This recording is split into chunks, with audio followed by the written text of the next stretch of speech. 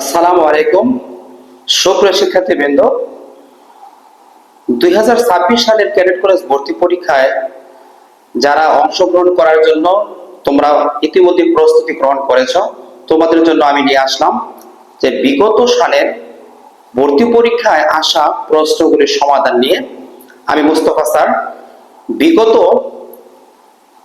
বিগত 5 বছর যাবৎ ক্যাডেট কলেজ ভর্তি পরীক্ষা শিক্ষার্থীদের পড়ানোর সাথে জড়িত আছি। আমি তোমাদের জন্য আজকে থেকে শুরু করছি যে 2026 সালের প্রস্তুতির জন্য আমাদের সবার আগে প্রয়োজন হলো যে ভালো করে বোর্ড বইটা ভালো করে শেষ করা, বিশেষ করে ষষ্ঠ শ্রেণী এবং সপ্তম শ্রেণী প্লাস অষ্টম শ্রেণী কিছু কিছু টপিকস, এবং প্রতিটা অধ্যায় থেকে অতিরিক্ত প্রশ্ন। আশা করি এই বিষয়গুলো তোমরা খুব সুন্দরভাবে তোমরা প্রস্তুতি নিচ্ছ। তো তোমাদের জন্য যেটা আমি আজকে থেকে যেটা শুরু করছি যে বিগত সালের প্রশ্ন। তোমরা জানো 2024 এবং 2025 সালে নতুন কারিকুলামের আলোকে প্রশ্ন হয়েছিল। যেহেতু আমাদের এই পূর্বের কারিকুলামে আমরা ফিরে গিয়েছি, তো আমাদের সিলেবাসটা সেই পূর্বের আগেকার যে সিলেবাস এটার মতোই। সো আমরা 2023 সাল থেকে সমাধান শুরু করব। আজকে আমি তোমাদের সাথে 2023 সালের পরীক্ষায় কি কি প্রশ্নগুলি এসেছিল সেগুলো সমাধান করব, এবং প্রথমে আমি সেগুলো আলোচনা করব, ব্যাখ্যা করব এবং তারপর সমাধান করব। আশা করি তো তোমরা আমার এই ক্লাস থেকে তোমরা উপকৃত হবে। চলো শুরু করি।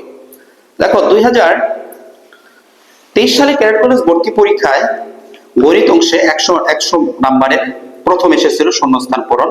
শূন্যস্থান পূরণে প্রথম প্রশ্ন ছিল যে দুটি সহমূলী সংখ্যার ড্যাশ ব্যতীত অন্য কোনো সাধারণ গুণনীয়ক নেই।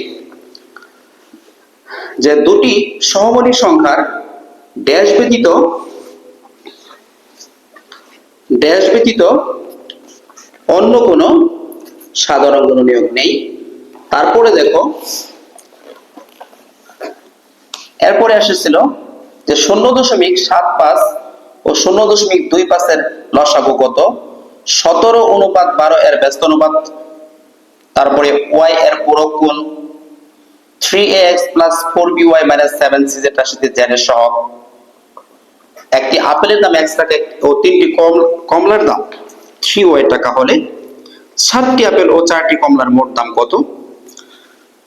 6 নম্বর প্রশ্ন ছিল 7, 10, 18, 13, 15 সংখ্যাগুলোর মধ্যক এবং ড্যাশ এর যোগাত্মক বিপরীত সংখ্যা 1/a। আয়তক্ষেত্রের সবগুলো বাহুর সমষ্টিকে ড্যাশ বলে। -3x পাওয়ার -5 বা ইনভার্স 5 রাশিতে x এর ঘাত কত। এই ছিল আমাদের শূন্যস্থান পূরণের। আমরা চলো এবার সমাধান করব। তো প্রথম যে প্রশ্ন এসেছিল যে দুটি সহমূলী সংখ্যার ড্যাশ ব্যতীত কোনো সাধারণ গুণনীয়ক নেই। তাহলে আমরা বলতে পারি যে দেখো সহমূলী সংখ্যা, তোমরা ইতিপূর্বে সহমূলী সংখ্যা সম্পর্কে তোমরা জানো যে দুটি সংখ্যা, যেমন দুটি সংখ্যার মধ্যে এক ছাড়া যদি অন্য কোনো সাধারণ গুণনীয়ক না থাকে তাহলে সেই দুইটা হলো পরস্পর সহমূলী।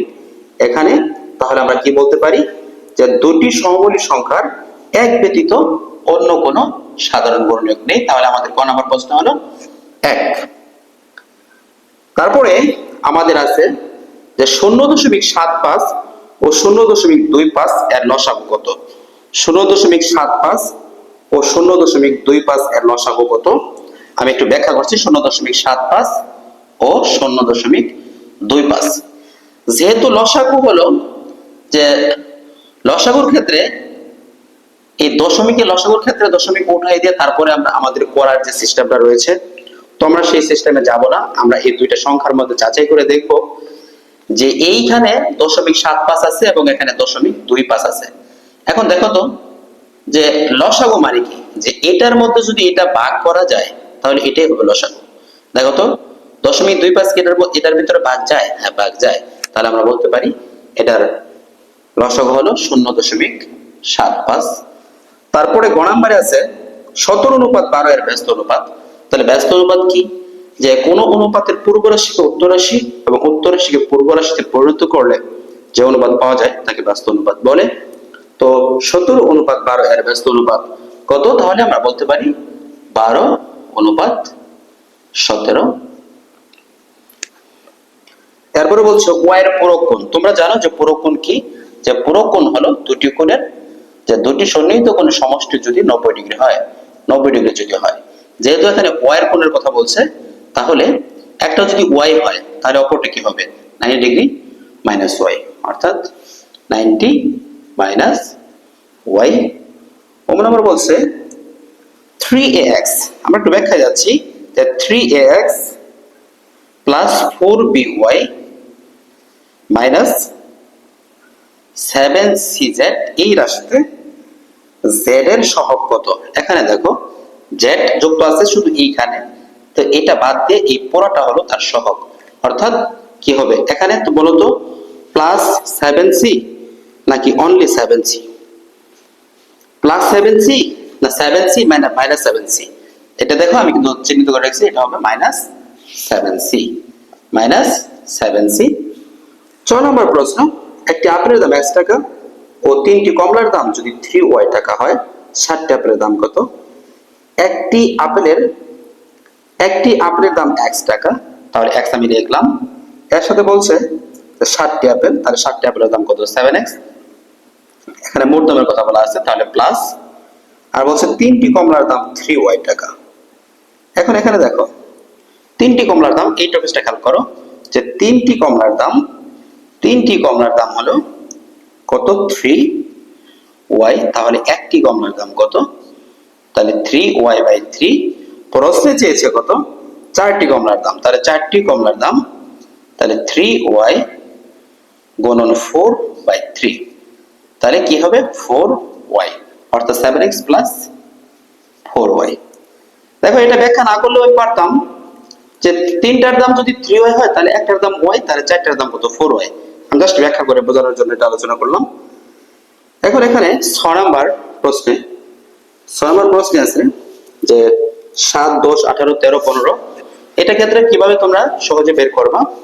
যেখানে আছে যে 7, 10, 18, 13, তো প্রথমে তোমরা সংখ্যাগুলোকে সিরিয়ালি সাজায় নাও, 7, 10,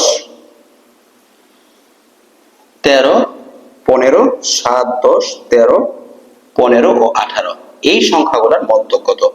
এখানে দেখো যেহেতু বিজোড় সংখ্যা আছে, এখানে বিজোড় সংখ্যা যদি থাকে তাহলে তাই বিজোড় সংখ্যার সূত্র কি, বিজোড় সংখ্যার ক্ষেত্রে মধ্যকের সূত্র হলো যে উপাত্তগুলোর সংখ্যা তোমরা জানো যে n প্লাস 1/2 এততম পদ। এখানে দেখো n কত, 1, 2, 3, 4, 5, তাহলে এখানে যেহেতু মাঝখানে 13 আছে, এটা দেখেই তো আমরা এটার উত্তর বলে দিতে পারি, তাহলে এটা হলো 13। পরিচিত নম্বর বলছে ড্যাশের যোগাত্মক বিপরীত সংখ্যা। দেখো বিপরীত হলো দুই ধরনের, আমরা জানি যে বিপরীত হলো দুই ধরনের, একটা হলো যোগাত্মক আর একটা হলো গুণাত্মক। আর যোগাত্মক বিপরীত কি, জাস্ট প্লাস থাকলে ধরো প্লাসে আছে, আর যোগাত্মক বিপরীত হবে কি, মাইনাস a। কিন্তু গুণাত্মক বিপরীতটা কি উল্টে যায়, অর্থাৎ a এর গুণাত্মক যদি বলে তাহলে এর নিচে আমরা 1 আছে, তাহলে এটা কি হবে 1/a। তাহলে যেহেতু প্রশ্ন আছে 1/a, তার আগে শূন্যস্থান আছে, তাহলে আমরা বলতে পারি এখানে প্রশ্ন আছে a এর যোগাত্মক বিপরীত, ড্যাশ এর যোগাত্মক বিপরীত সংখ্যা 1/a, তাহলে আমরা বলতে পারি যে -1/a এর যোগাত্মক বিপরীত হবে 1/a। আয়তক্ষেত্রের সবগুলো বাহুর সমষ্টি কে বলে, এটা মুখস্থ পড়া, তোমরা খুব ভালো জানো যে আয়তক্ষেত্রের সবগুলো বাহুর সমষ্টিকে তার পরিসীমা বলে। আর নাম্বার আছে যে 3x, দেখো এখানে সংখ্যাটা লিখতেছি আমি -3x পাওয়ার 5, এখানে যে রাশিটি x এর ঘাত কত, x এর ঘাত কত, -5। এই ছিল আমাদের 1 নম্বর অর্থাৎ শূন্যস্থান পূরণের এই প্রশ্নগুলো। আশা করি তোমরা বুঝতে পেরেছো।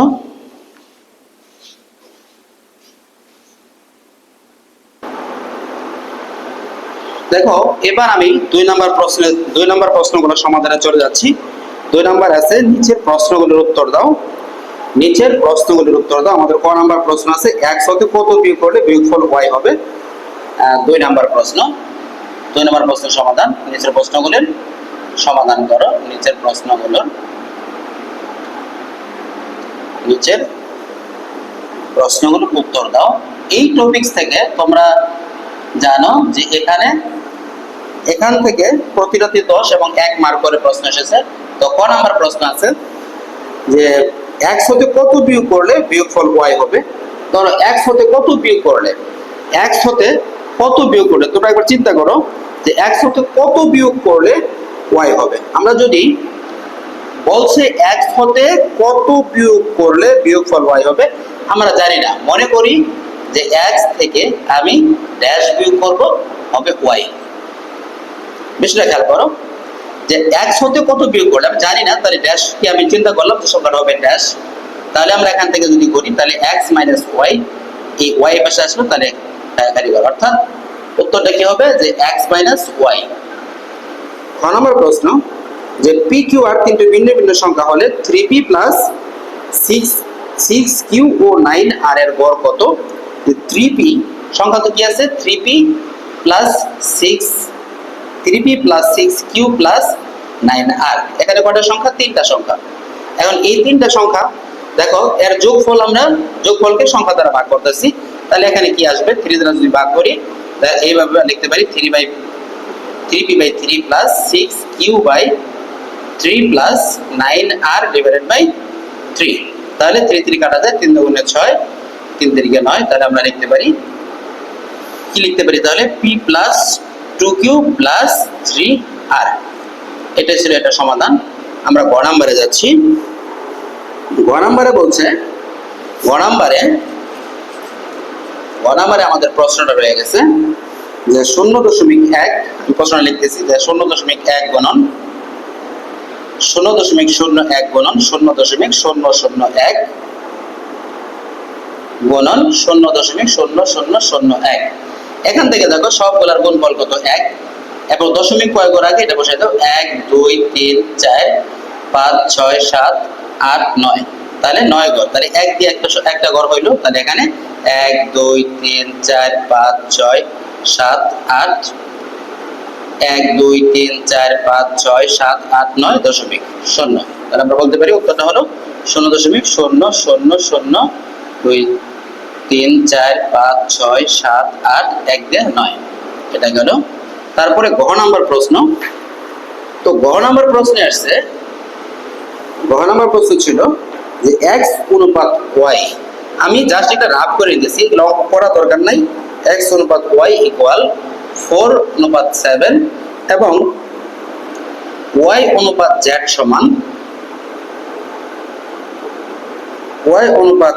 z সমান আমি দেখতে পাচ্ছি এখানে এই গাইডে যে প্রশ্নটা রয়েছে এখানে আমাদের tan রয়েছে, তাহলে tan এটাকে দেখো আমরা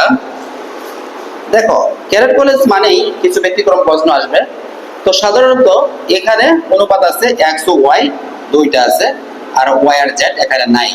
তাহলে নাই মানে আমরা এটাকে এখানে 1 আছে এটা বিবেচনা করে আমরা কিন্তু অঙ্কটা করব, এটা বিবেচনা করব, এবং আমাদের এটাই ধরতে হবে। এটাই হলো ক্যারেট কলেজ।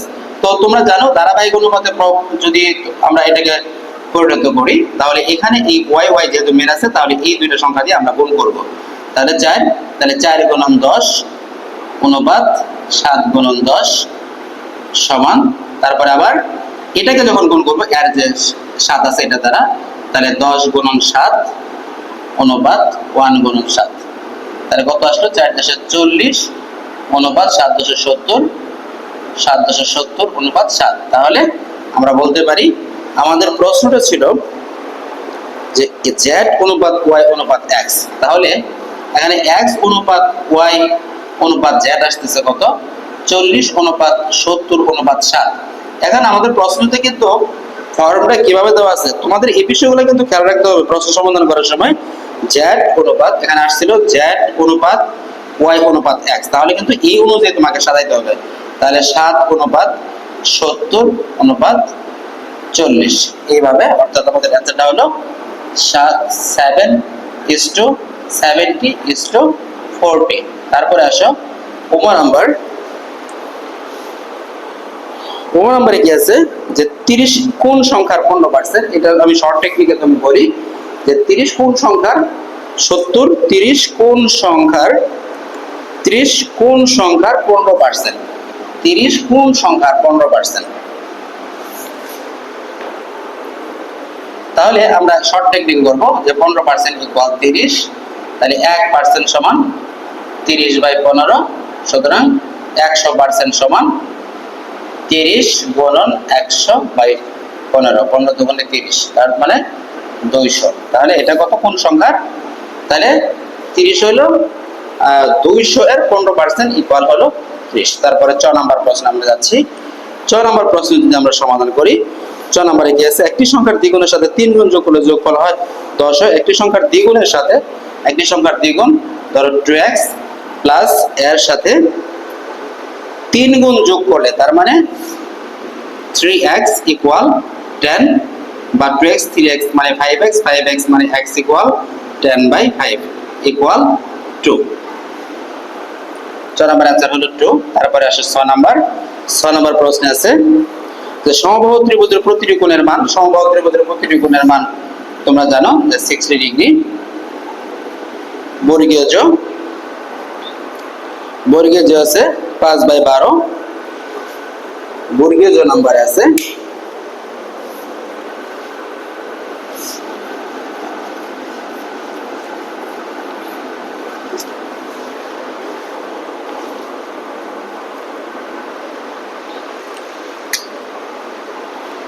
বর্গীয় জ নাম্বার প্রশ্নে আছে 5/12, 7/18, যে 5/12, 7/18, 5/12, 7/18, 1/36 এর গসাগু। তোমরা জানো যে এর গসাগু ভগ্নাংশের গসাগু সমান, ভগ্নাংশের গসাগু সমান কি? লবগুলোর গসাগু ডিভাইড বাই হরগুলোর গসাগু। তাহলে এখানে 5, 7, 1 এর গসাগু হলো 1, 12, 18, 36 এর 12, 18, 36 এর লসাগু হলো 36। তাহলে आंसर কি হবে? 1/, বর্গীয় জ নাম্বার आंसर হলো 1/36। তারপরে আসো জ। জ নাম্বার প্রশ্নে আছে, জ নাম্বার প্রশ্নে বলছে 1/2 অনুপাত, যে প্রশ্ন আছে এটা ছিল আমাদের বর্গীয় জ নাম্বার। আর জ নাম্বারের প্রশ্নে আছে, জ নাম্বার প্রশ্নে আছে যে 1/2 অনুপাত 2 সমান 1/2 অনুপাত 2 সমান 6 অনুপাত ক, 6 অনুপাত ক। এখানে এটা তাহলে কত হবে? তো খেয়াল করো, আমরা জানি যে এটা 1/2 ডিভাইডেড বাই 2 সমান 6/ক। এখন চিন্তা করো, আর গুণ করলে তাহলে ক বাই 2 সমান 6 দুগুণে 12, বা ক সমান 12 দুগুণে 24, বা ক সমান কত?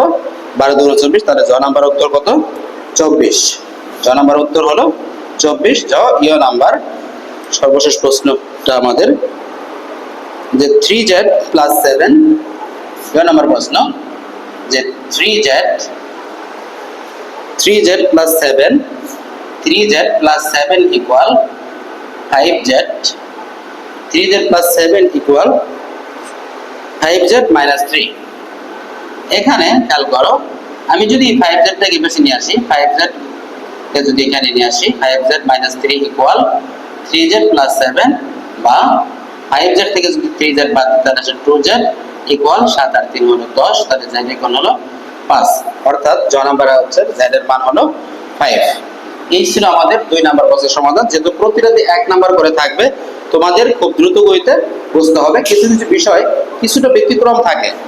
তোমরা ইতিপূর্বে যে প্রশ্নগুলো তোমরা সমাধান করেছো বইয়ের আলোকে, দেখো এখানে কিন্তু একেবারে ভিন্ন রকম কিছু প্রশ্ন আমরা দেখতে পাচ্ছি। এই টাইপের প্রশ্নগুলো সাধারণত ক্যাট ক্রস ভর্তি পরীক্ষায় আসে, তাই বেশি বেশি প্রশ্ন সমাধান করার কোনো বিকল্প নাই। এখন সঠিক উত্তর, এখানে সঠিক উত্তর আছে 3 নাম্বার আছে সঠিক উত্তর। 3 নাম্বার হলো সঠিক উত্তর, সঠিক উত্তর 3 নাম্বার হলো সঠিক উত্তর। ক নাম্বারে কি প্রশ্ন আছে? প্রশ্ন আছে যে কোন ত্রিভুজের মধ্যমা উচ্চতা একই রেখাংশ হলে ত্রিভুজটি কি ধরনের? ত্রিভুজের মধ্যমা এবং উচ্চতা যদি একই ধরনের হয় তাহলে এটা হবে সমবাহু ত্রিভুজ। এটা হবে সমবাহু ত্রিভুজ। আমি জাস্ট উত্তরটা লিখে দিচ্ছি, এটা হবে সমবাহু ত্রিভুজ। ক খ নাম্বার। যে প্রশ্ন ব্যাখ্যা করার প্রয়োজন আমি সেটা ব্যাখ্যা করতেছি, আর যেটা সরাসরি লেখা যায় আমি সেটা লিখে দিচ্ছি। তারপরে দেখো বলছে যে -7 প্লাস -3 -9 এখানে ফাঁকা স্থানে কি বসবে এটা তোমাদের ব্যাখ্যা করতে হবে। যে কি আছে, যে -7 প্রথম আছে -7 ব্র্যাকেট আছে, -7 ব্র্যাকেট প্লাস -3 এখানে ফাঁকা স্থান দিয়ে সেটা, তারপরে দিয়েছে -9 -5 -9 এখানে এই ফাঁকা স্থানে কোনটা বসবে। দেখো এই -3 হলো -10, আর এখানে আছে -9 -1 সে +5, তাহলে আসতেছে কত এখানে দেখো, তো -10 আর এখানে আসে -4, তাহলে বড় কোনটা, এদিকে বড়, তাহলে এই দিকে, অর্থাৎ -10 <4, অর্থাৎ এই চিহ্নটা এই দিকে আসবে, অর্থাৎ লেস দেন চিহ্নটা বসবে। এবার পরের প্রশ্ন 4, পরের প্রশ্ন দেখো আমাদের গ নাম্বার যে প্রশ্নটা এটা ছিল গ নাম্বার প্রশ্ন, আর গ নাম্বার প্রশ্নে আছে সঠিক উত্তর 4/2, এখানে আছে 4/2 গুণন 2, 4/2 গুণন 2/2, এখানে 4/2 গুণন 2/2। প্রথমে বোর্ডমাসি নিয়ম অনুযায়ী আমরা এটা কি করতে পারি, যে বোর্ডমাসি নিয়ম অনুযায়ী প্রথমে ভাগের কাজ 4/2 2 গুণন, এখানে কিন্তু আবার ভাগের কাজ, এই 2 কে 2 দ্বারা ভাগ করলে 1, তাহলে কত 2 একে 2, তার গ নাম্বার প্রশ্নের आंसर হলো 2। তারপরে গ নাম্বার প্রশ্নে যাও। গ নাম্বার প্রশ্নে বলছে 324/9 এর বর্গমূল কত। 324/9 এর বর্গমূল কত। দেখো প্রথমে 324 কে আমরা যদি ভাগ করি 9 দ্বারা, কত 3 নং 27, 6 নং 54, তা 36 এর বর্গমূল যদি করি আমরা হবে কত 6, তাহলে এটার উত্তর হলো 6। তারপরে উম নাম্বার প্রশ্ন যাও। উম নাম্বার প্রশ্নে আছে 1 থেকে 10 পর্যন্ত মৌলিক সংখ্যাগুলোর গড় কত। 1 থেকে 10 পর্যন্ত মৌলিক সংখ্যাগুলোর গড় হলো, 1 থেকে 10 পর্যন্ত মৌলিক সংখ্যাগুলোর গড়, 1 থেকে মৌলিক সংখ্যাগুলো কি কি, উম নাম্বার, আমরা উম নাম্বার প্রশ্ন যদি লিখি 1 থেকে মৌলিক সংখ্যা, তাহলে 2 প্লাস 3 প্লাস 7, 2 3 5 7, একে যদি আমরা ভাগ করি তাহলে 4টা সংখ্যা রয়েছে, তাহলে 7 5 12, 13 14, 17, নিচে হলো 4, ভাগ করে দাও, 4 4 16 6, 4 4 16, 1 0, অর্থাৎ 0.25, অর্থাৎ 4.25, এই হলো আমাদের 3 নাম্বার। 3 নাম্বার সঠিক উত্তর ছিল। এবং এখানে 4 নাম্বার আরেকটা প্রশ্ন আছে, 4 নাম্বার প্রশ্ন আছে আরেকটা দেখা যাচ্ছে 6 মার্ক ছিল। 4 নাম্বার প্রশ্নে আছে -3y/4, তো মাইনাস 6 নাম্বার প্রশ্ন,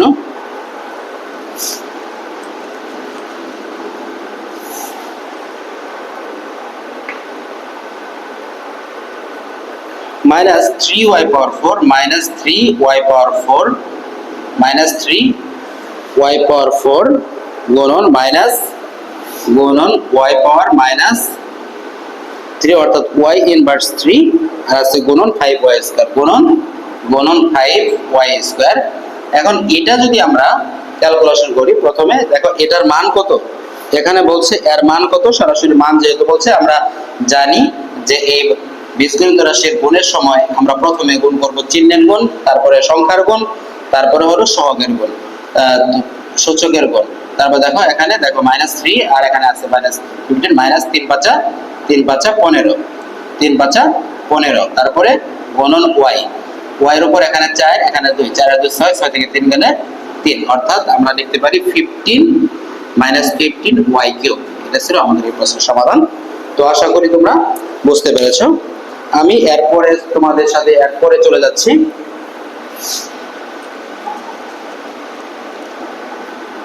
এরপরে 3 নং প্রশ্নের সমাধান আমরা করব।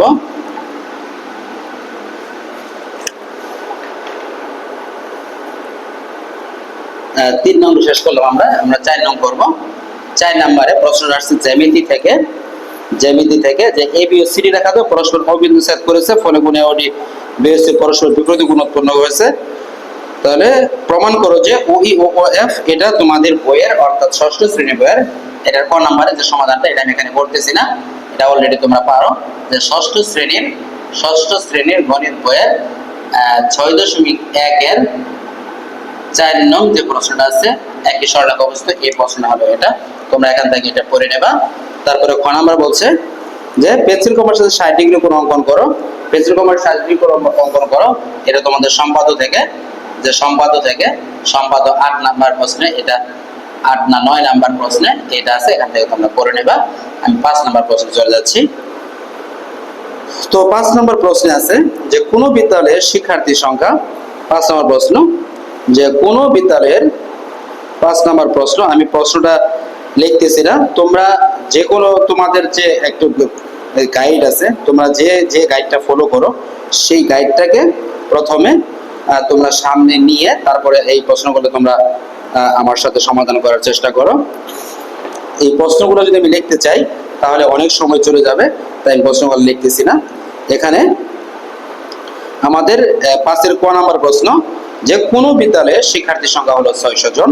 কোন বিদ্যালয়ে শিক্ষার্থীর সংখ্যা 600 জন, বছরে শুধু 10% শিক্ষার্থী নতুন ভর্তি হলে, 10% শিক্ষার্থী যদি নতুন ভর্তি হয় এবং 1 মাস পর মোট শিক্ষার্থী 10% চলে যায়, ওই বিদ্যালয়ের শিক্ষার্থীর সংখ্যা কত? প্রথমে খেয়াল করো, বিদ্যালয়ের শিক্ষার্থীর সংখ্যা হলো 600 জন। বিদ্যালয়ের শিক্ষার্থীর সংখ্যা 5-এর ক, বিদ্যালয়ের শিক্ষার্থীর সংখ্যা হলো 600 জন। 600 জন, এর মধ্যে নতুন ভর্তি হয়েছে, বছরের শুরুতে 10% শিক্ষার্থী নতুন ভর্তি হয়েছে, তাহলে নতুন ভর্তি হলো 10%, তাহলে 600 এর 10% সমান 600 এর 10/100 এতজন। 6, তাহলে 6×60 এতজন শিক্ষার্থী নতুন ভর্তি হয়েছে।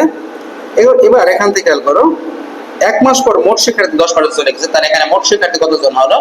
মোট শিক্ষার্থী হলো, আগে ছিল 600, নতুন ভর্তি হয়েছে 60 এতজন, তাহলে হইল কত? 660 জন। এবার 660 জন থেকে বছরের 1 মাস পরে এখান থেকে চলে গেছে 10% শিক্ষার্থী, তা শিক্ষার্থী চলে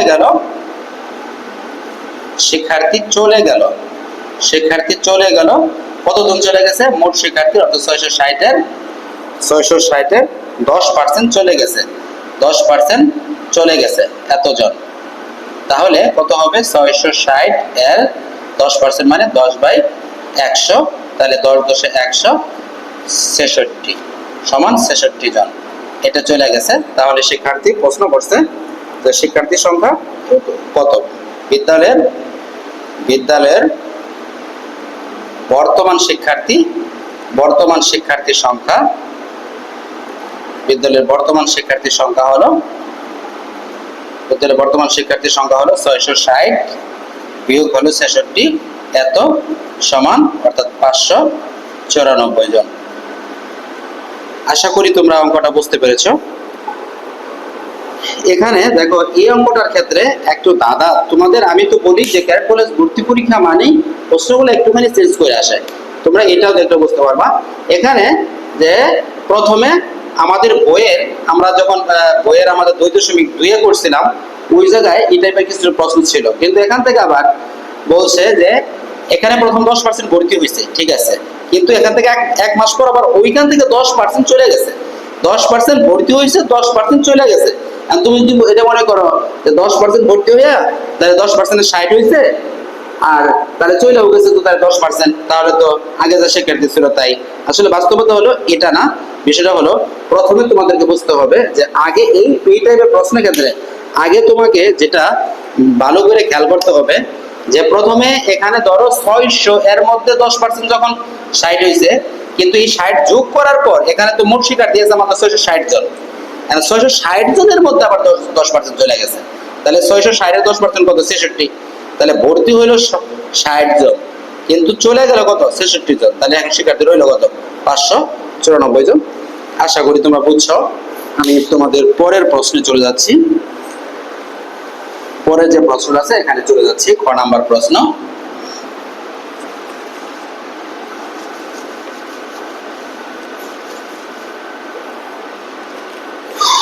তোমরা তোমাদের যে কোনো গাইড দেখে যেখানে প্রশ্ন আছে সেই প্রশ্নগুলো তোমরা দেখে তারপর এখান থেকে প্রশ্নগুলো আমরা পাইতে পারো। যে খ নাম্বার প্রশ্ন, খ নাম্বার আছে আমাদের, খ নাম্বার প্রশ্ন ছিল যে 2 জন পুরুষ 3 জন বালকের সমান কাজ করতে পারে। তো 4 জন পুরুষ ও 10 জন বালক একটি কাজ একত্রে 21 দিনে করতে পারে। ওই কাজটি 6 জন পুরুষ ও 15 জন বালক একত্রে কত দিনে করতে পারে? আমরা জানি যে এই প্রশ্নটা হলো তোমাদের 2.3 এর 28 নাম্বার যে প্রশ্নটা রয়েছে সেই প্রশ্নটা। তো 2 জন পুরুষ 3 জন বালকের সমান কাজ করতে পারে। তাহলে আমরা বালক বা পুরুষকে কনভার্ট করব। আমরা যদি বালককে কনভার্ট করি, আমরা লিখতে পারি যে 2 জন পুরুষ সমান 3 জন, 2 জন পুরুষ সমান 3 জন বালক।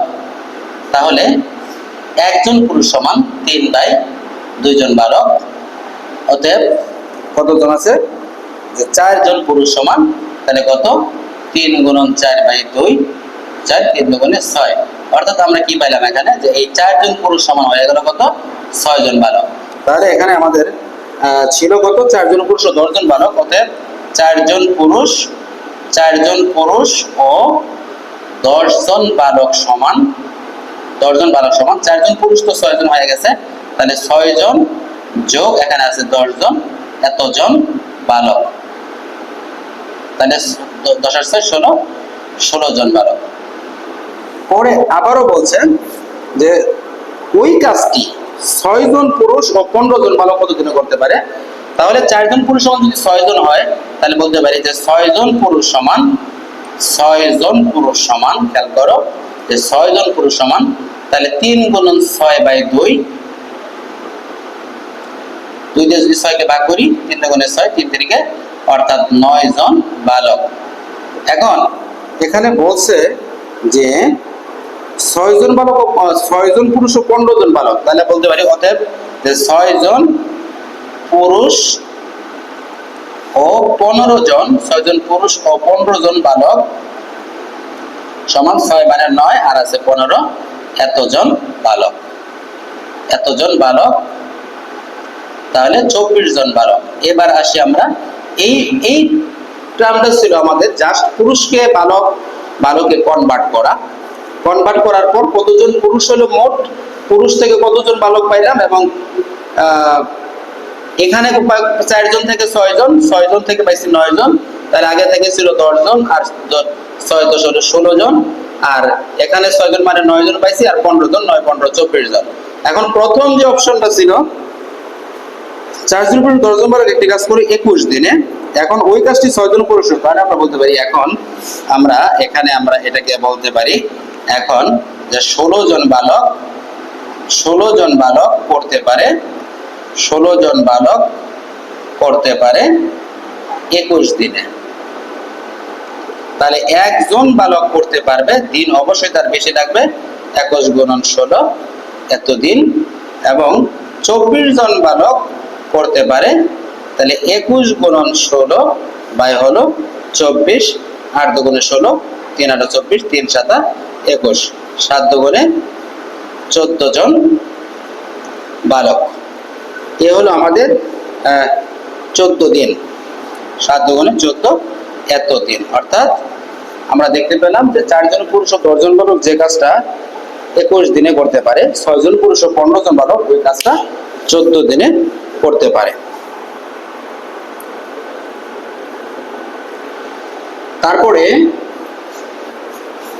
তারপরে আমরা চলে যাচ্ছি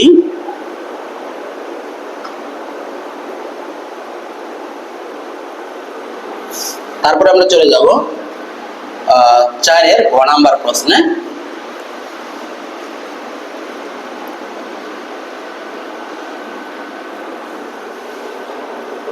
4 এর গ নাম্বার প্রশ্নে কি আছে আমরা প্রশ্নটা পড়তেছি। প্রশ্নটা দেখো যে সোনা, রূপা ও লোহা মিশিয়ে এক রকমের গহনা তৈরি করা হলো। সোনা, রূপা ও লোহা মিশিয়ে এক রকমের গহনা তৈরি করা হলো। ওই গহনায় সোনা ও রূপার অনুপাত হলো 1:2 এবং রূপা ও লোহার অনুপাত 3:5। 76 গ্রাম ওজনের গহনায় কত গ্রাম রূপা রয়েছে? দেখো আমরা ধারাবাহিক অনুপাত সম্পর্কে জানি, এইটা অঙ্কটা ধারাবাহিক অনুপাতের সাহায্য করতে হবে। যে প্রথমে বলছে যে সোনা অনুপাত রূপা, এবং তারপরে প্রথম ছিল সোনা ও রূপা। সোনা ও রূপার অনুপাত হলো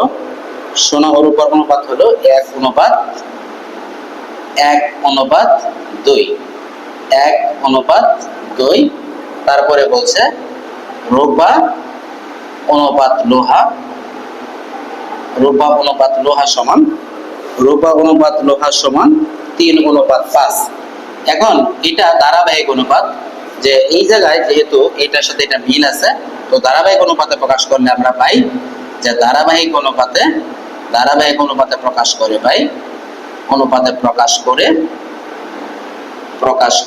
ধারাবাহিক অনুপাতে যদি আমরা এটাকে প্রকাশ করি তাহলে আমরা লিখতে পারি যে সোনা অনুপাত রূপা সমান 1:3:2:3। দেখো আমরা জানি এটাকে যখন করব তাহলে এখানের যে রূপার যে অনুপাতটা আছে 3, এটা দিয়ে আমরা এই দুইটাকে গুণ করব। দেখো তাই করছি, তাহলে 3:3:3:6। আবার যখন আমরা রূপা অনুপাত লোহা এটাকে যখন করব, তখন এই উপরের যে রূপার অনুপাত যেটা আছে 2, এই 2 দ্বারা আমরা এটাকে গুণ করব এভাবে। তাহলে আমরা লিখতে পারি 3:2:2:5, 3×6:5:5×10। দেখো আমি যে বলি যে তোমরা ষষ্ঠ শ্রেণীর পাশাপাশি সপ্তম শ্রেণী পড়তে হবে, এটা কিন্তু সপ্তম শ্রেণীর 2.1 অনুশ্রেণীর অঙ্ক। তো এখানে আমরা বলতে পারি যে সোনা অনুপাত রূপা অনুপাত লোহা, সমান 3×6:10। এখন এখানে মোট ওজন কত ছিল, যে এই জায়গায় গহনা তৈরি করা হলো, যেখানে এই গহনার মধ্যে আশ্চর্য বিষয়, গহনার মধ্যে লোহা মিশাই দিচ্ছে। তো 76 ওজনের করে কত গ্রাম রূপা আছে। তাহলে আমরা সমানুপাতিক ভাগের যে নিয়ম আছে সেটা করবো আমরা, যে তাহলে অনুপাত রাশিগুলোর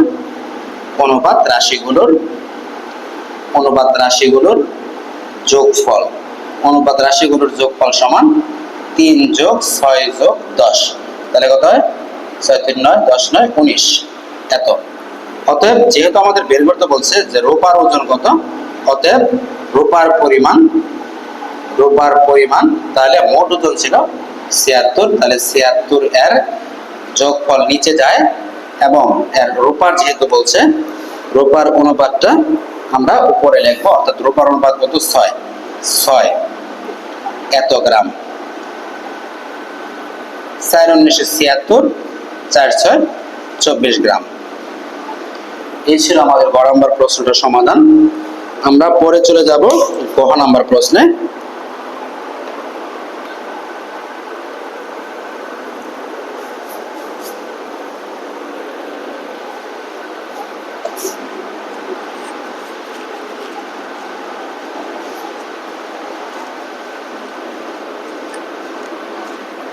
ক নাম্বার প্রশ্নে আছে যে 14, 9, 17, 20, 7, 15, 10, 12 সংখ্যাগুলোর গড় এবং এদের মধ্যকের পার্থক্য নির্ণয় করো। এদের গড়ের কথা বলছে এবং এদের মধ্যকের পার্থক্য, গড় এবং মধ্যক। তাহলে আমাদের গড় নির্ণয় করতে হবে। তো গড় নির্ণয় করতে গেলে আমরা এই গড়টা আগে নির্ণয় করব। তাহলে আমরা ডাইরেক্ট লিখবো যে সংখ্যাগুলোর, প্রথমে লিখবো যে উপাত্তগুলোর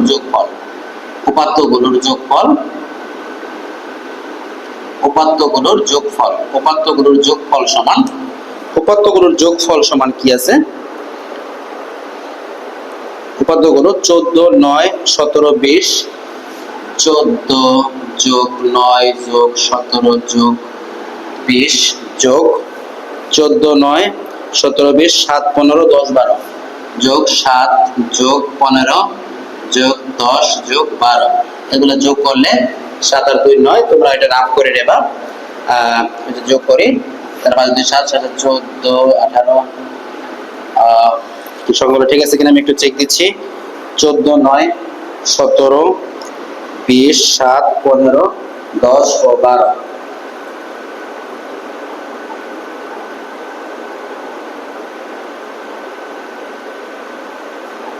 এখানে আমরা যদি এটা যোগ করি তাহলে যোগ করলে কত হয় দেখো, 2 0 5 5 আর 2 7 7 7 14 14 আর 14 হচ্ছে 7 14 15 21 21 30 34 34 4 হাতের হইলো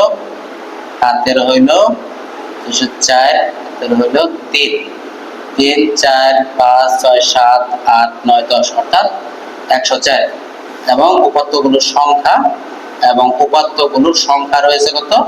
উপাত্তগুলোর সংখ্যা 1 2 3 4 5 6 7 8 8 অতএব গড় সমান 104 ভাগ 8 সমান 104 8 কে 8 3 8 24 অর্থাৎ সংখ্যাগুলোর গড় হলো কত? 13।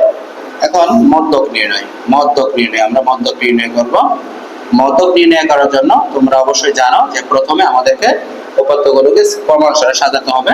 তাহলে আমরা লিখব যে উপাত্তগুলোকে ক্রমানুসারে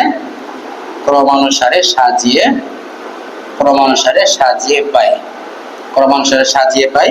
তাহলে আমরা যদি সাজাই তাহলে প্রথম আছে কত? সবচেয়ে ছোটটা কত? 7, তারপরে 7, তারপরে হলো 9, তারপরে হলো 10, তারপরে 12, তারপরে 15, তারপরে 12 পরে আছে 14, 14 পরে 15, 15 পরে 17, 17 পরে 20, 1 2 3 4 5 6 7 8।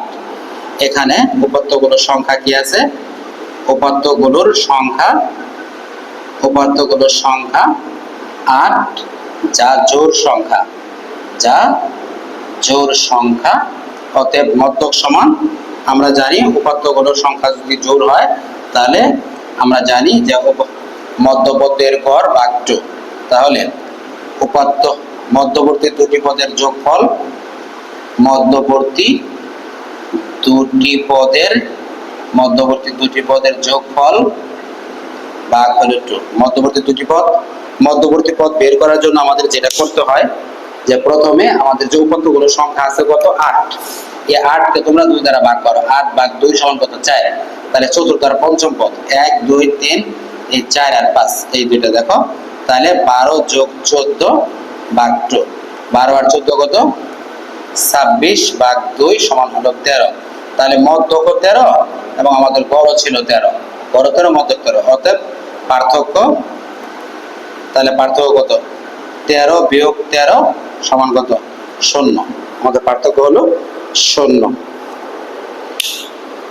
এই ছিল আমাদের 5 নংয়ের সমাধান। আমি 6 নাম্বার যে কোণের মান রয়েছে এই কোণের মানগুলা আমি একটা ক্লাসে এটা শেষ করব। তারপরেও এটা আমি যখন তোমাদের একটা ক্লাস দিয়েছিলাম কোণের মান, তখন এই 2023 সালের এটা আমি সমাধান করে দিয়েছিলাম। কোণের মানগুলা আমি একসাথে একেবারে 2023 24 25 কোণের মানটা 25 পর্যন্ত লাগবে।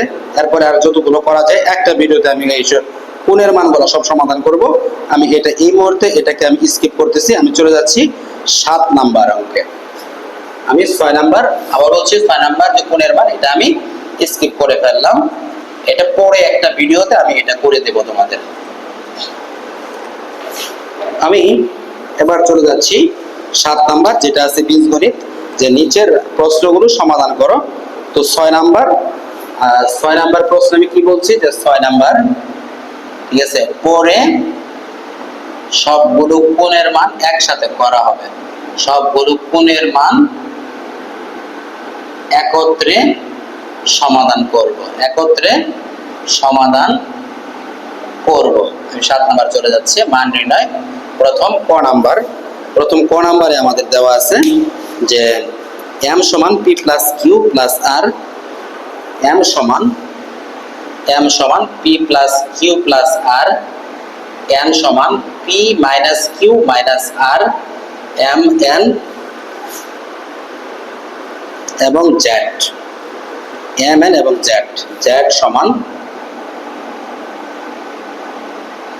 সমান আছে p minus q plus r, p minus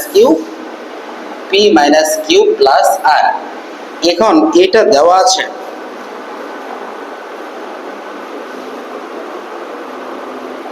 p minus q plus r, এটা দেওয়া আছে।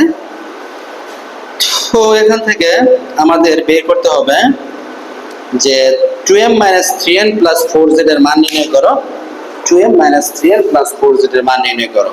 অর্থাৎ আমরা তাহলে বলতে পারি যে প্রদত্ত রাশি কি আছে, প্রদত্ত রাশিটা 2m মাইনাস 3n, যে 2m minus 3n plus 4z। এখানে যেহেতু আমাদের মানগুলো দেওয়া আছে, আমরা 2 ইন্টু m এর পরিবর্তে এটা বসাবো।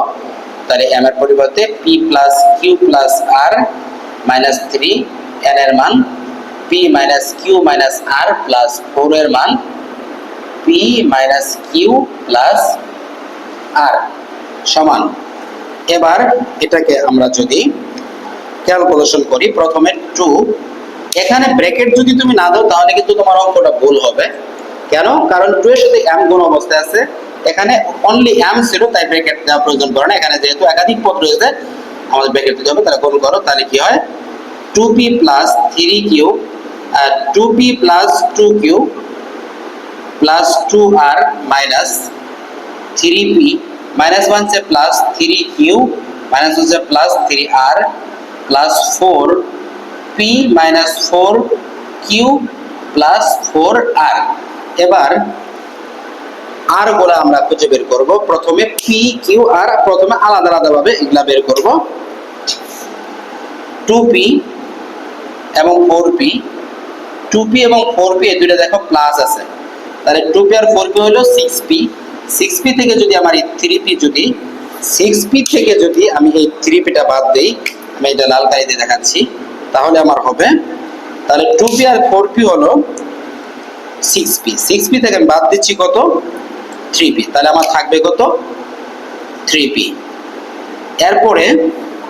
এরপরে কি আছে, q এর ক্ষেত্রে এখানে দেখো, q এর ক্ষেত্রে তুমি খেয়াল করো যে এই 2q এটা হলো প্লাস আর এই 3q প্লাস, তাহলে হইলো কত, 3 আর 2 5, 5 থেকে এখানে আছে কত, মাইনাস, তাহলে বাদ দাও, তাহলে কি থাকে প্লাস q, আর এখানে আছে মাইনাস 2r, আর এখানে আছে প্লাস 3r এবং 4r, তাহলে 4 আর 3 7, 7 থেকে 2 গেলে তাহলে কত থাকে 5, অর্থাৎ প্লাস 5r।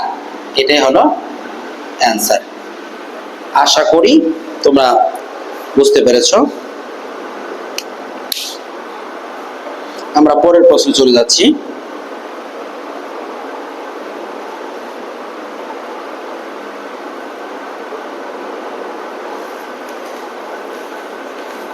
আচ্ছা, আমি এই প্রশ্নটা আবার একটু দেখতেছি।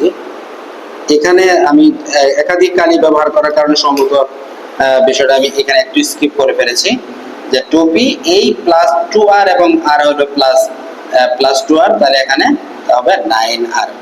ঠিক আছে, তাহলে অ্যানসারটা কত, 3p plus q minus plus 9r। আমি 7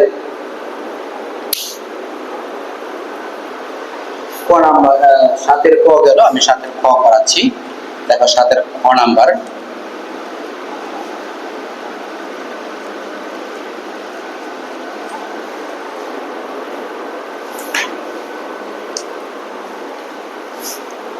এবং 7 নম্বর প্রশ্নের পরে আজকে আমি করব। এরপরে আমাদের যে কোণের মান এবং কোণের মান আর হলো তোমার মানসিক দক্ষতা আইকিউ, এইটা আগামী ক্লাসে করব। এবার আমি চলে যাচ্ছি 7 খ নম্বর প্রশ্নে।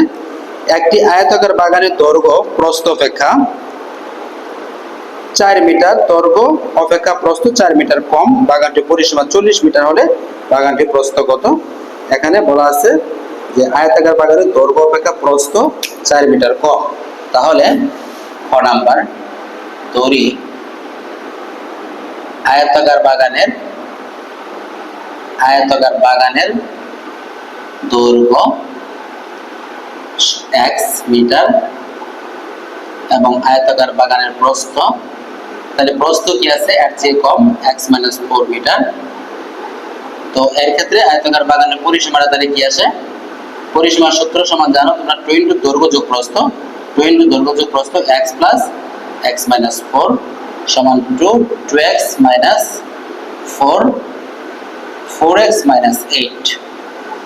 প্রশ্ন মতে এর পরিসীমাটা আয়তাকার বাগানের পরিসীমাটা দেওয়া আছে, আয়তাকার বাগানের পরিসীমা দেওয়া আছে 40। তাহলে আমরা বলতে পারি যে 4x - 8 ইকুয়াল 40।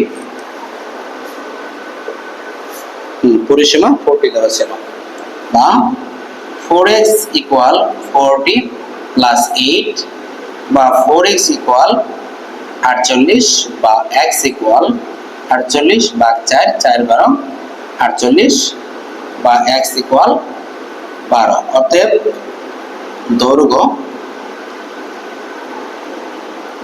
12 মিটার এবং প্রস্থ দৈর্ঘ্য 12 মিটার, প্রস্থ। এখন 12 থেকে 8 বাদ দাও, 12 বিয়োগ 8 সমান 12 বিয়োগ 8 না, 12 বিয়োগ 4, 12 বিয়োগ 4 অর্থাৎ 8 মিটার। তাহলে আমাদের প্রশ্ন ছিল বাগানটির প্রস্থ কত। তাহলে বাগানটির প্রস্থ হলো 8 মিটার। গ নাম্বার প্রশ্ন ছিল, গ নাম্বার প্রশ্নটা তোমাদের আলোকে একটু কঠিন। যদি এই টাইপের প্রশ্ন তোমরা যদি সমাধান না করো তাহলে কিন্তু পরীক্ষায় ভুল করবা। প্রশ্নটা আছে যে বীজগণিতের যে প্রশ্ন, বীজগণিতীয় মান নির্ণয়ের যে প্রশ্ন, এটা একটু ব্যতিক্রম প্রশ্ন, একটু কঠিন অঙ্ক প্রশ্নই মনে হচ্ছে। তো তোমাদের জন্য কঠিন, যে আমি প্রশ্নটাই লিখতেছি, 4 প্রশ্নটা লিখবো, যেহেতু এটা একটু ব্যতিক্রম। যে x² - 2x প্লাস 1 ইকুয়াল 0 হলে, x² - 2x প্লাস 1 ইকুয়াল 0 হলে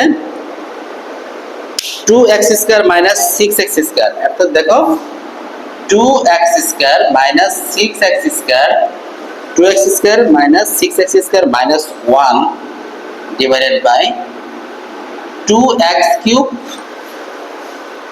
2x cube না 2x square আছে, 2x square minus 1 সমান।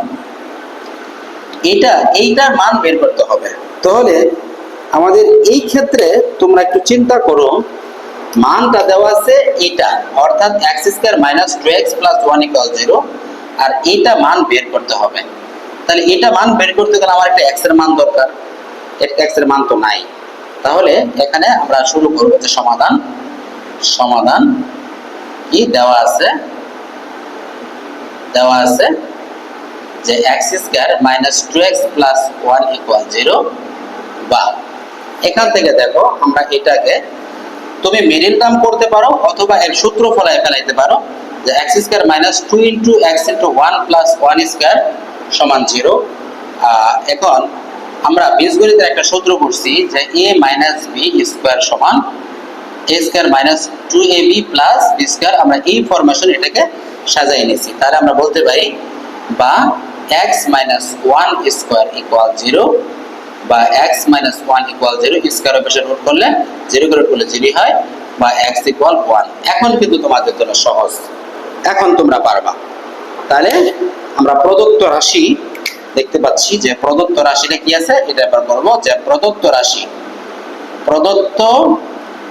খেয়াল করো যে প্রদত্ত রাশিটা কি আছে। প্রদত্ত রাশি হলো যে 2x square minus 6x² minus 1 divided by 2x square minus 1। আমি প্রশ্নটা আরেকটু চেক করছি, 2x square minus 6x square minus 1 divided by 2x square.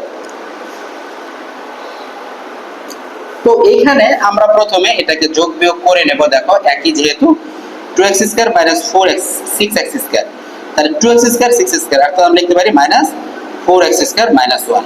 এখানে আছে কি 2x স্কয়ার minus 1।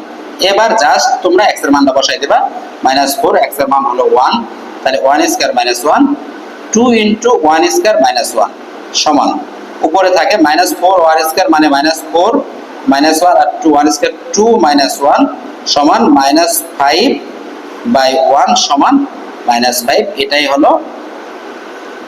এটাই হলো আমাদের গণক প্রশ্নের সমাধান। আমি প্রথমে কেন তোমাদের বলছিলাম যে অঙ্কটা প্রশ্নটা একটু কঠিন, প্রশ্নটা তোমাদের জন্য কঠিন। যদি তুমি বীজগণিত, যদি সপ্তম শ্রেণীর বীজগণিত যদি একটু তোমরা যদি টাচে না থাকো, তাহলে এই প্রশ্নটা তোমাদের জন্য কঠিন হবে, এই বলছি আর কি। এমনি অঙ্ক সহজ খুবই,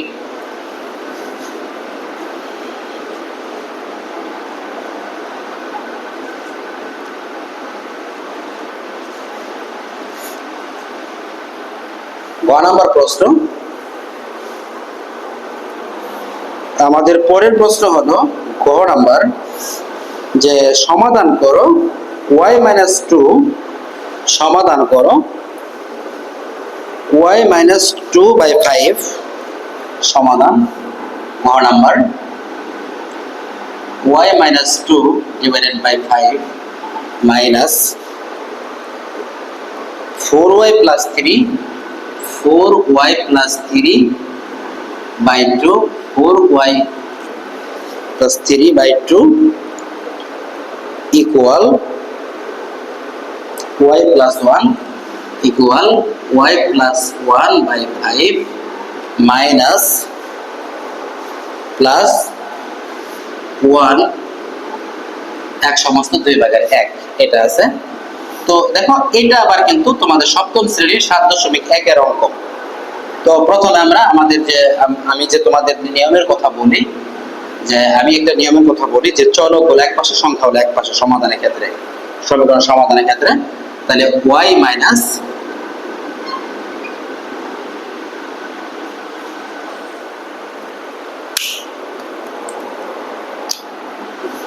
বলতে পারি যে y-2/5 minus 4y plus 3/2 minus y plus 1/5 equal 2 কে 2 আর 1 3/2।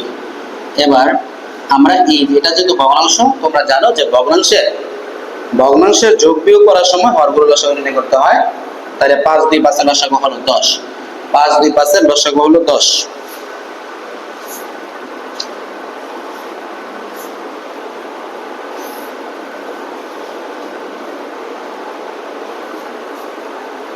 তো 5 দিয়ে যদি আমরা 10 কে ভাগ করি তাহলে আসে 2, তাহলে 2 into y minus 2 minus 2 দিয়ে যদি ভাগ করি 10 কে তাহলে আসে 5 into 4y plus 3 minus 5 দিয়ে যদি 1 কে ভাগ করি তাহলে আসে 2, তাহলে y plus 1 equal 3/2।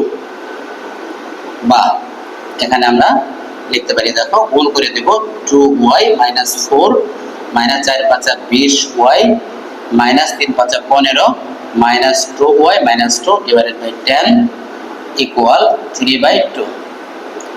এখানে তাহলে y গুলা যে দেখো 2y, এখানে y কতগুলো আছে,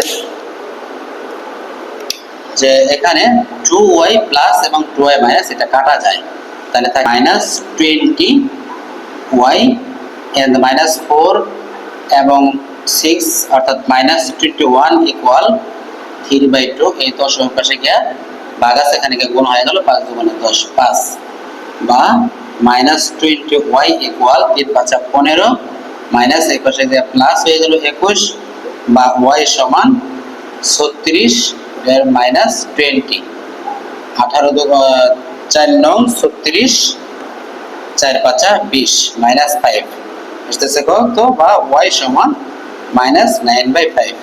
এটাই হলো আমাদের এই প্রশ্নের সমাধান।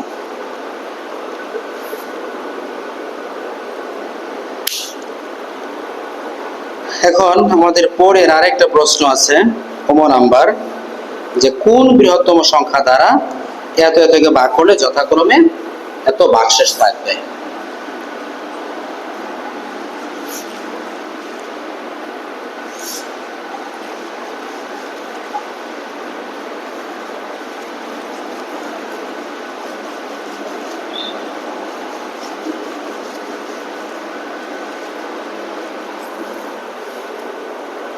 করো, আমাদের প্রশ্নটা ছিল যে কোন বৃহত্তম সংখ্যা দ্বারা 375 ও 465 কে ভাগ করলে ভাগশেষ যথাক্রমে এত এত ভাগ থাকে, এত এত ভাগশেষ থাকে।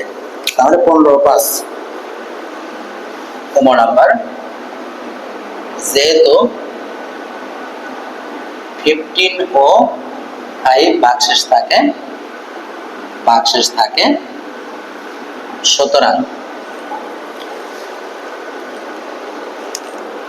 375 মাইনাস 15 সমান 360, আর আছে 461, 461 মাইনাস 5 ইকুয়াল 456 এত থাকে। এই ভাগশেষটা আমরা বিয়োগ করে দেব। তোমরা জানো যে অর্থাৎ যদি বৃহত্তম সংখ্যা থাকে, বৃহত্তম সংখ্যার ক্ষেত্রে যদি বৃহত্তম সংখ্যার ক্ষেত্রে ভাগশেষ থাকে, সেই ভাগশেষটা প্রথমে আগে বিয়োগ করে নিয়ে তারপর গসাগু করতে হয়। গসাগু করলেই অ্যান্সার হয়ে যাবে। এখন যে 360 প্রশ্ন ছিল 375 ও 461, আমি একটু মিলাই নিচ্ছি। 375 ও 461, 360 456। এখন মার্কারে কি হলো?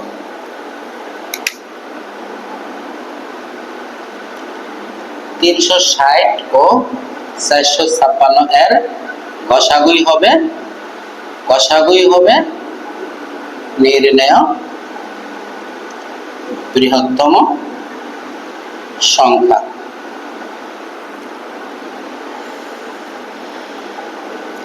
তাহলে তোমরা গসাগু করবা, অবশ্যই ভাগ প্রক্রিয়ার সাহায্যে গসাগু করবা। 360 456, 360 একবার যায়, 360 বিয়োগ করো 6, 15 থেকে 6 গেলে 9, তো 96। তারপরে 360 2 বার 3 নং 27, 4 নং বেশি হয়ে যায়, তাহলে 3 318 8 হাতের 1, 3 27 আর 1 28, বিয়োগ করে 10 থেকে 8 গেলে 2, হাতের হলো 1 9, তাহলে 7 72, 72 দিয়ে আবার যখন 96 কে ভাগ করবা, 72 কে 72, 6 থেকে 2 গেলে 4, 9 থেকে 7 গেলে 2, 24, 24 দিয়ে আবার 72 কে ভাগ করো, 3 24 72, অর্থাৎ সর্বশেষ ভাজক কত পাইছি আমরা? 24। অতএব গসাগু হলো 24, গসাগু 24। সর্বশেষ ভাজক যেটা, এই সর্বশেষ ভাজকটাই হলো আমাদের কি হয়? গসাগু হয়।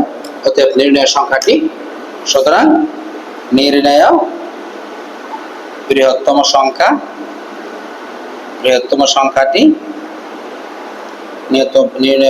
সংখ্যাটি 24। তো আজকে এই পর্যন্তই। সবাই ভালো থাকো। প্রায় 1 ঘন্টার উপরে হয়ে গেছে ক্লাস, তো তাই আজকের 2টা টপিকস আমি বাদ রেখেছি। একটা হলো 6 নাম্বার, আর একটা হলো 8 নাম্বার। এবং 6 এবং 8 নাম্বার এটা সমাধান আমরা আগামী ক্লাসে করব। ততক্ষণে সবাই ভালো থাকো এবং এই প্রশ্নগুলো তোমরা সমাধান করো। আজকে বাসায় সবাই এগুলা করে ফেলবা। তুমি যদি ক্যারেটে চান্স পেতে চাও, তাহলে প্রশ্ন সমাধানের কোনো বিকল্প নেই। সবাই ভালো থাকো। আল্লাহ হাফেজ। আসসালামু আলাইকুম।